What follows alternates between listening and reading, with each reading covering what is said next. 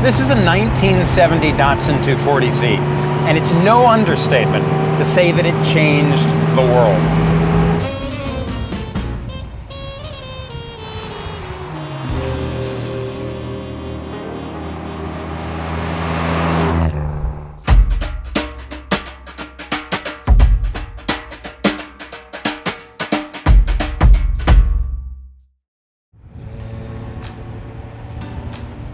What makes somebody buy a 240Z in the modern world? Well, first of all, they're reliable. They're well built, which means you can spend more time in the car driving, going places, and less time in the garage. They're usable classics that don't ask a lot of you and deliver spades in return.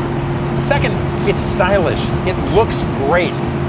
The motor is tractable, it's torquey, it's set up well for everyday driving or highway cruising. They're just no questions cars. They don't want a lot out of you and they deliver a lot in return. The steering is nicely weighted, the brakes are powerful, the engine's torquey, it sounds great when you rev it, it's got nice long stroke character. It's just a relaxed grand touring car that has a bit of sports car dialed into it. And when you spend time in it, it makes you want to put miles on it. You appreciate what they did with it, but you also appreciate the fact that the engineering doesn't get in the way of just a great driving experience.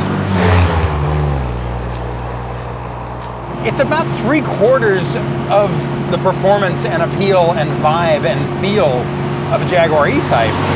And this is famously what people loved it for, right? Except it's much more affordable, it's much less complex, parts are cheaper. Plus, in a lot of ways, it's a lot more relaxing to drive. So half the appeal here is the story, and the story is embodied in how the car looks, right? When this thing came out, the Japanese auto industry didn't really mean much in America. They had sent sports cars over before, they had sent pickup trucks and small cars, but it was all under-designed stuff, not built for how we drove and how we abused cars. They gave us sports cars that didn't like high speed, pickup trucks the size of a golf cart that couldn't haul anything. So they sat down and they thought about it, they looked at the market, and they figured out what worked and what didn't, and they threw out everything that didn't work. And they simply came up with a better answer. This is a Nikon SLR, this is a Sony television, this is a great example of the Japanese being the Japanese and simply applying a logical method to a romantic idea. But also, this car, along with the Datsun 510, essentially built Nissan. And Nissan was the first Japanese company to get a toehold in the American auto market, which means that everything that happened for the decades after that can be traced to this company and this moment. And it happens to be gorgeous. And that's a large part of why people want to buy them. And by and large, the most desirable 240Zs, because remember they also made this car as a 260Z and it evolved into the 280Z. But the most desirable versions are the early ones, the purest ones, without impact bumpers, with the right carburetors on them, with the simplest interiors. They represent the purest version of this ideal and that story. That's pretty cool.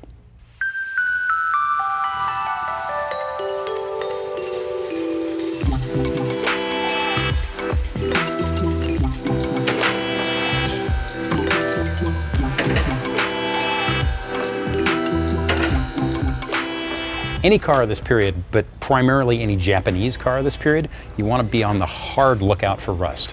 When they assembled these things, any area that was spot welded together was bare metal, it wasn't prepped. So it basically means the car is a beehive of rust traps waiting to happen. It doesn't help that the steel is thin, but by and large, the cars are just built to rust. You can get around it during a restoration, but again, if you're looking for an original car, it's something to be aware of. In general, you want to check the dog legs, the sills, frame rails, inner body, transmission tunnel, pretty much anywhere.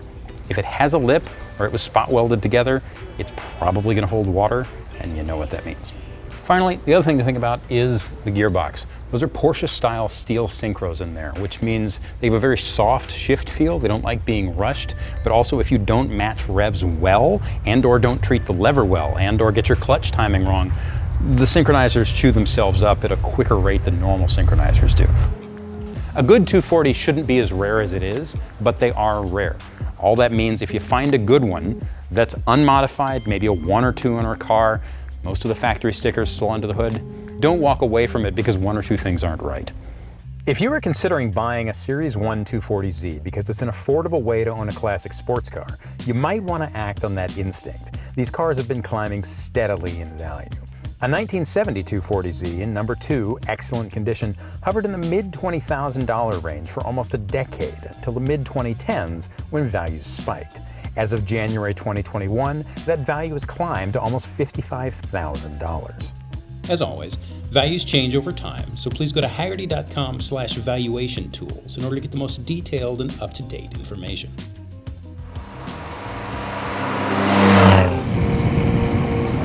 One of the interesting things about the 240 is that it was a cheap car for a very long time. And they're still relatively undervalued. If this had an Italian badge on the front, if its fenders had been hand-hammered out by some weird little gnome up in the Alps, it would be a lot more expensive. But they built a lot of them. And in spite of the fact that many of them were lost to rush or crash damage or any of the things that you lose a normal daily driven car to, because they were driven every day by so many people, there's still a lot of them left. And unlike a lot of more high maintenance cars, they don't ask much of you, which means that you can spend money you might set aside otherwise for maintenance or repair. You can spend that on a nicer example of the car to begin with. These cars have gotten more expensive over the past 5 to 10 years, but there's still a lot of value to be had here. By the numbers, they deliver what a lot of more expensive cars deliver, and more important, there's a feel and a vibe here that you can't get at a lot of other price points.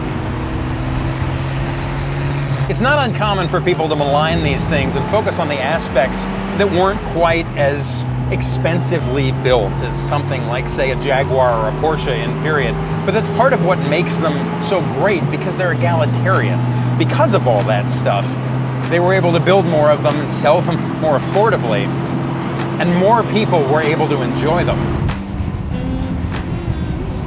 It's a hell of a good buy, and more important, it's a smart buy. It's a car you can use, a car that's probably going to appreciate, and a car that won't ask a lot from you in terms of maintenance.